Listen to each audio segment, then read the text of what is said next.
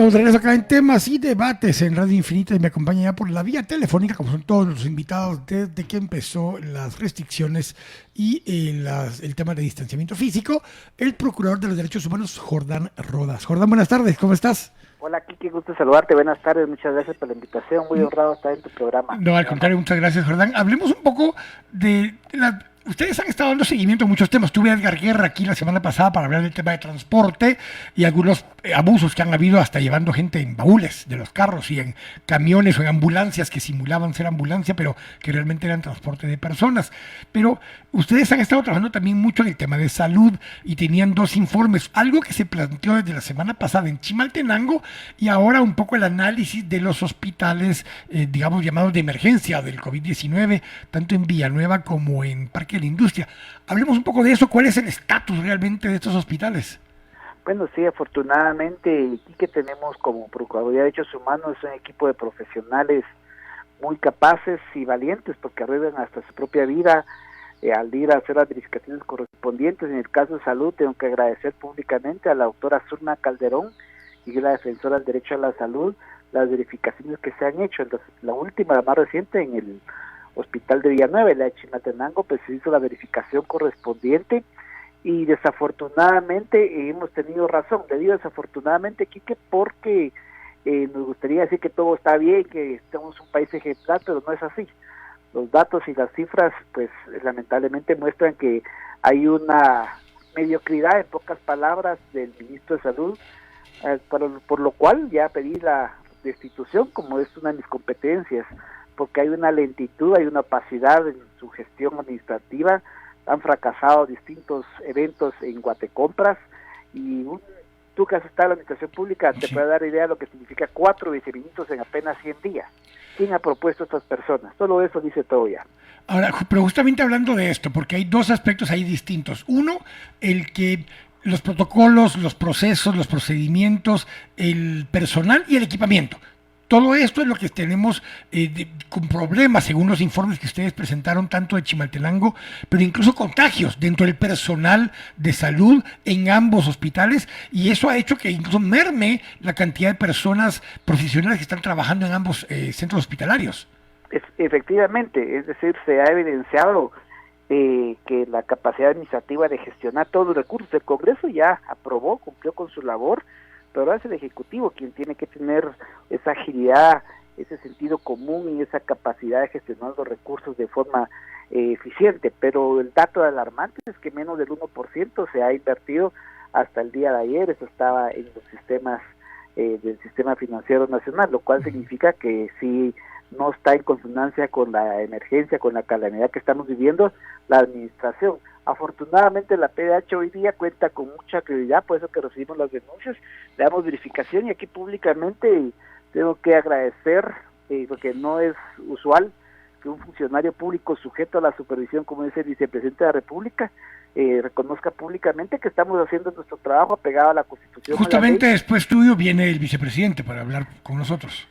Sí, efectivamente, y entonces se valora esa actitud porque muchos funcionarios a veces son reacios, son críticos de la función porque no les gusta que se les supervise, y eso es lo que dice la Constitución que tenemos que hacer para defender los derechos humanos de todos los habitantes del territorio. Hablemos de las recomendaciones, pero dentro de esto tú mismo estás diciendo que has solicitado la remoción del ministro. Hablemos de eso, pero específicamente cuéntame qué otras recomendaciones son las que han hecho al respecto. Bueno, nos preocupa mucho que los datos de la desnutrición aguda no hayan sido puestos al día. Hasta ahora, después de las recomendaciones de la PDH, ya están actualizando los datos. El recorte que hicieron a las ONGs que trabajan el tema de salud, pues sin un sentido lógico, de forma arbitraria. Esto es un ensayo y error permanentemente.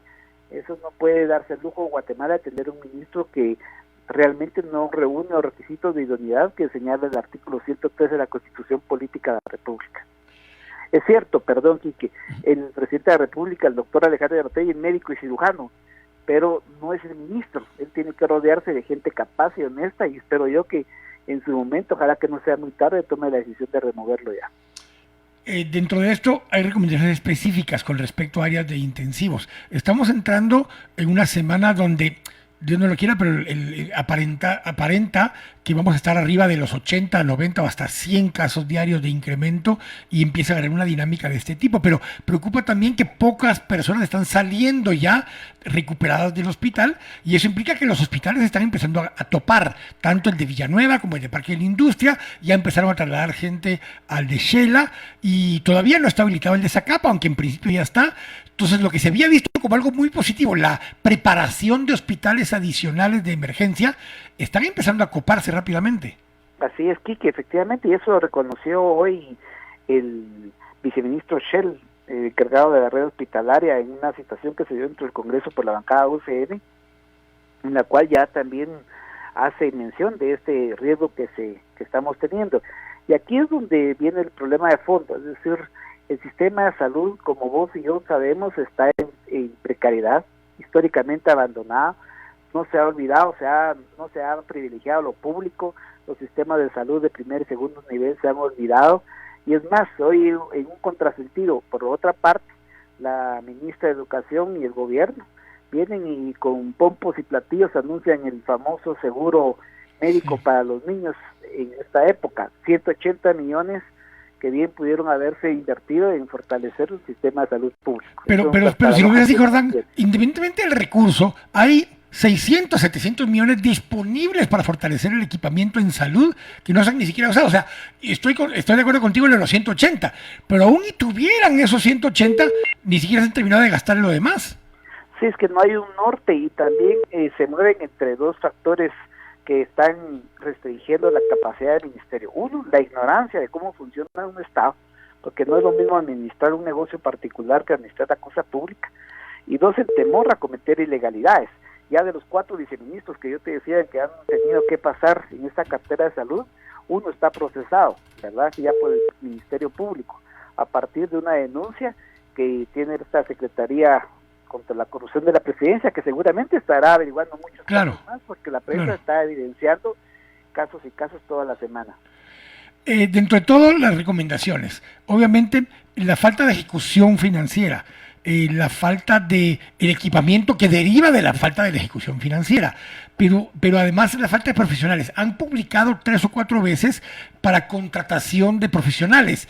¿Qué explicación te han dado el por qué no logran contratar a los profesionales? Bueno, hay una serie de factores. Una, el temor a ser contagiados, porque es evidente que no tienen el equipo médico necesario, todas las personas que trabajan en primera línea en el sistema de salud pública.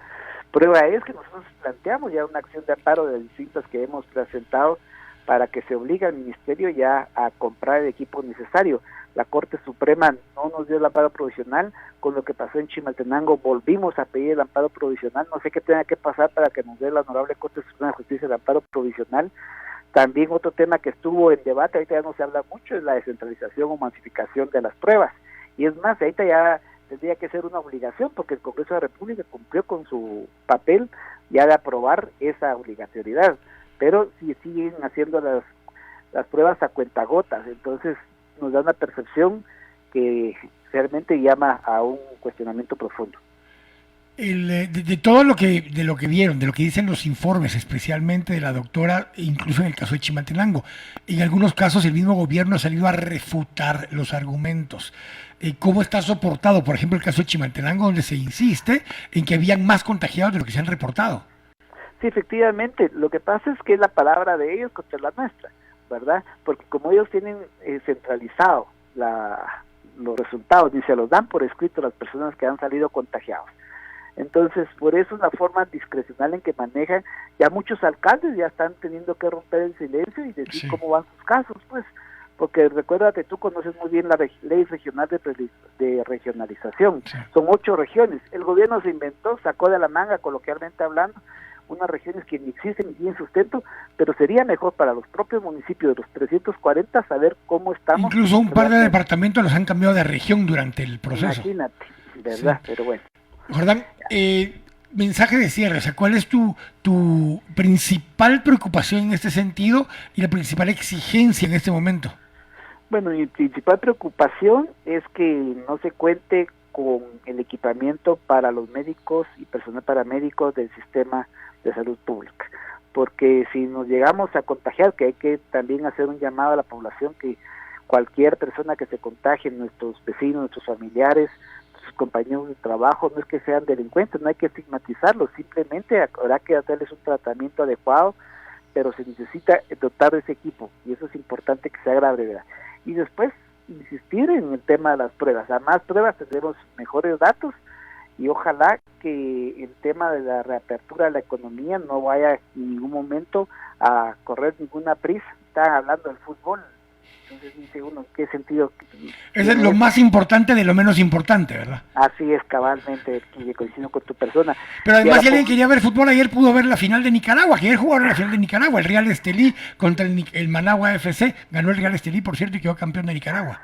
Hay tantas cosas para entretenerse, también para aprender, digamos, a nuestros niños. También me preocupa mucho la violencia contra la mujer, ¿verdad? Porque en confinamiento y en espacios donde hay mucho hacinamiento de por sí, ya la convivencia permanente se puede ser un caldo de cultivo para más violencia, sino física, psicológica, y eso yo pido respeto para las mujeres y para los niños y niñas en esta época tan difícil que estamos padeciendo. Jordán, te agradezco muchísimo que hayas tomado la llamada. Vamos a estar pendientes siempre de todas las verificaciones e informes que presenten para poder dar acompañamiento a esto. Muchas gracias, Quique, y a tu gran audiencia un fuerte abrazo, saludos cordiales. Igualmente.